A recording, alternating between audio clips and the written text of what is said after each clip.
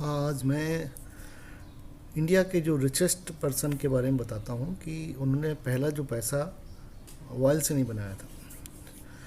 सबसे पहले वो यमन में थे और यमन में वहाँ ब्रिटिश टाइम के टाइम में कॉइन हुआ करते थे। वो कॉइन में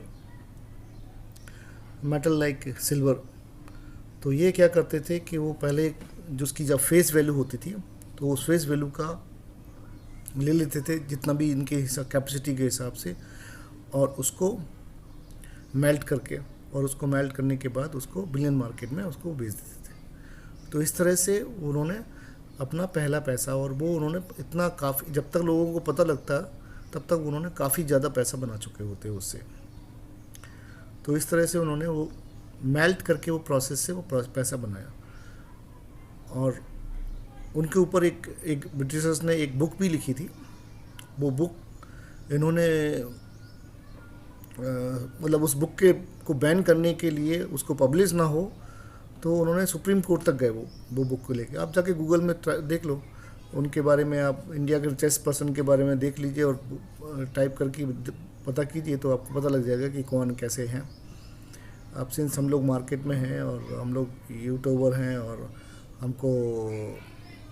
हम लोग ज़्यादा रिस्क नहीं ले सकते, तो इसलिए नाम नहीं बोल सकते हैं, लेकिन ये सब चीज़ें ऑलरेडी अवेलेबल हैं, आप जाके पता कर लेते। तो खैर मैं आपको बताना चाह रहा हूँ कि उन्होंने क्या किया कि उन्होंने उसको हाई कोर्ट गए तो हाई कोर्ट ने बोल दिया कि भाई नहीं, ऐसा कुछ भी नहीं है कि जिसको तुम पब्लिश नहीं करा सकते इसको।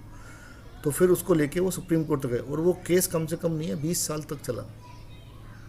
और आखिर में वो, मैंने जब उस बुक को जाके देखा तो उसमें वही लिखा हुआ था कि इन्होंने पहला पैसा कैसे बनाया, इनके पॉलिटिकल कनेक्शन के बारे में और इनके अचीवमेंट के बारे में, इनकी कंट्रोवर्सीज के बारे में।